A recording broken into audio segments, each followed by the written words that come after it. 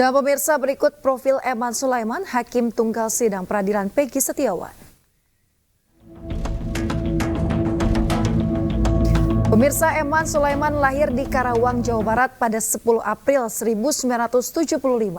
Dirinya sudah 24 tahun menjadi hakim.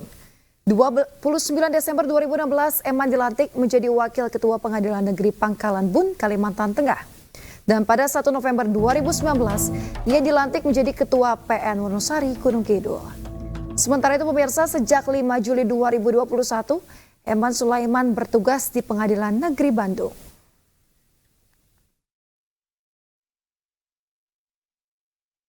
Pemirsa, Ketua Lembaga Kajian Strategis Kepolisian, Edi Hasibuan, menilai kasus Peggy akan berlanjut atau tidak tergantung keputusan dari jaksa. Edi berpandangan jika berkas tersangka Peggy sudah lengkap atau P21, maka pra-peradilan tidak perlu dilakukan. Itu memastikan ya, kasus ini jalan atau tidak kan nanti tergantung putusan daripada jaksa ya. Jaksa akan melihat, akan menilai ya, berkas yang diajukan oleh kepolisian ya, apakah itu sudah memenuhi syarat atau tidak ya.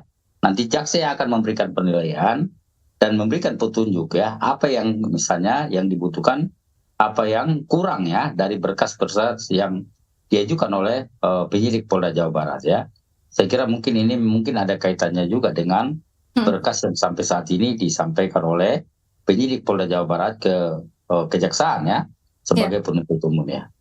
Baik, jadi apakah Anda melihatnya bahwa polisi sengaja mengulur-ulur waktu agar berkas Peggy di kejaksaan kemudian segera dinyatakan lengkap dalam kurun waktu kurang dari 14 hari sehingga pokok perkaranya bisa segera disidangkan dan pra-peradilan ini gugur begitu ya Pak Edi? Ya, tentunya memang ini akan menjadi dasar polisi ya.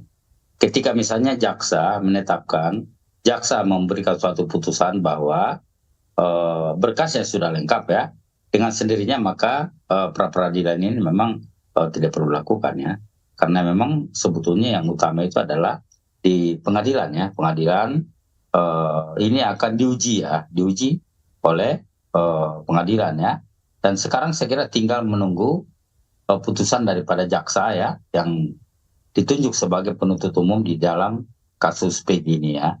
Ya, kita juga belum tahu persis ya apakah memang apa yang menjadi alasannya, tapi mungkin ini lebih kepada strategi daripada proses hukum yang dilakukan oleh Polda Jawa Barat ya.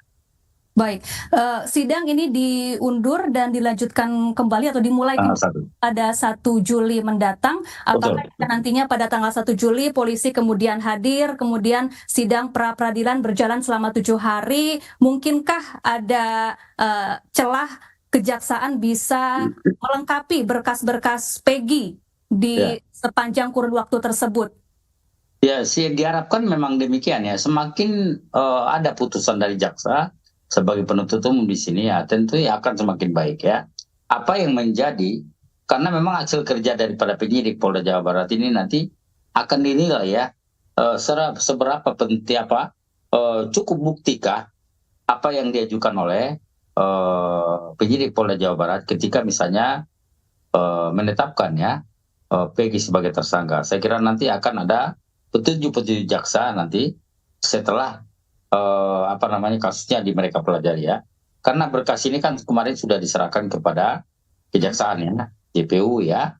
Kemudian nanti JPU akan memberikan suatu penilaian menganalisa berkas-berkas yang diajukan itu apakah sudah cukup atau tidak ya. Baik, apakah ini juga menunjukkan bahwa bukti-bukti yang dimiliki polisi terkait keterlibatan Peggy ini lemah, Pak Edi?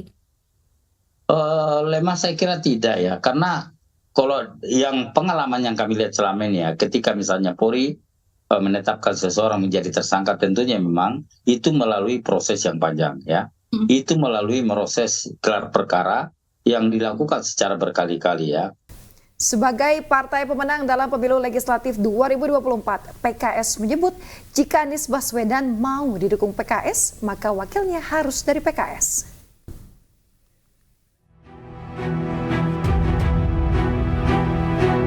Dewan Pimpinan Pusat telah mengusulkan nama Muhammad Sohibul Iman untuk maju di Pilkada Jakarta 2024 bersama Anies Baswedan. sebagai partai pemenang dalam pemilu legislatif 2024 Provinsi DKI Jakarta. DPP PKS menilai hal ini pantas jika calon wakil gubernur Anies Baswedan dalam Pilkada Jakarta 2024 diisi oleh kader terbaik PKS. Makanya kami mungkin bisa bersinergi dengan Pak Anies karena Pak Anies sudah dapat dukungan dari PKB ya. Kemudian mungkin dari Nasdem ya. Jadi dengan adanya 3 minimal ini sudah cukup. 1 saja sudah cukup sebenarnya. Dan kami mensyaratkan memang jika ingin mendapat dukungan dari PKS, wakilnya harus dari PKS. PKS tidak bisa mengusulkan paslon gubernur dan wakil gubernur Jakarta sendiri, sehingga perlu berkoalisi dengan parpol lain.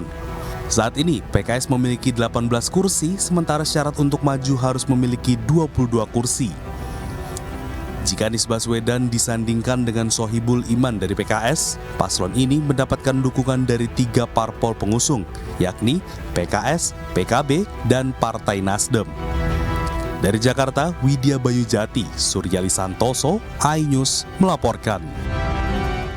DPP PKS telah mengajukan nama Wakil Ketua Majelis Syuro PKS Muhammad Sohibul Iman sebagai bakal calon wakil gubernur di Pilkada Jakarta 2024. Menanggapi hal tersebut, Ketua Umum Partai Nasdem Surya Paloh menyebut keputusan PKS masih bisa berubah.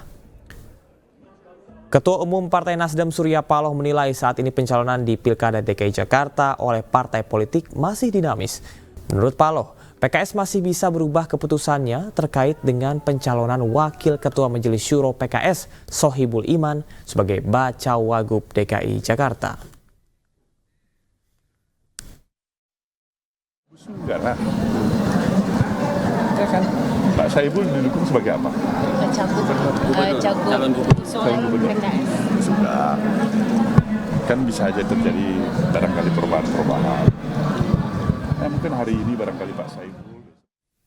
Masuk dalam bursa calon gubernur Jawa Tengah, Kapolda Jawa Tengah Irjen Ahmad Lutfi angkat bicara. Dia menyatakan siap lepaskan jabatannya di Korps Bayangkara jika diusung jadi Cagup Jawa Tengah. Nama Kapolda Jawa Tengah Irjen Ahmad Lutfi menguat untuk maju di Pilkada Jawa Tengah 2024 setelah beberapa partai menyebut siap mengusung Irjen Ahmad Lutfi. Salah satunya Partai PAN yang secara gamblang menyatakan mendukungnya maju ke Pilkada Jawa Tengah. Menanggapi hal tersebut, pemirsa, Kapolda Jawa Tengah justru mengaku belum membangun komunikasi dengan partai politik manapun. Namun jika benar diusung, maka ia siap untuk mengundurkan diri dari kepolisian. Memang itu aspirasi masyarakat yang masyarakat menilai, tapi selama ini saya masih dinas ya kita melaksanakan kegiatan dinas ya. Tapi nanti Pak, sejauh ini tadi Bapak udah membangun komunikasi dengan partai-partai politik lain belum sih Pak? Belum. Karena masih menjabat sebagai diusung nih Pak sebagai cagup, Bapak berarti akan melepas jabatan dari kepolisian? Ya jelas dong. Atau dalam jangka waktu dekat akan mundur dulu pada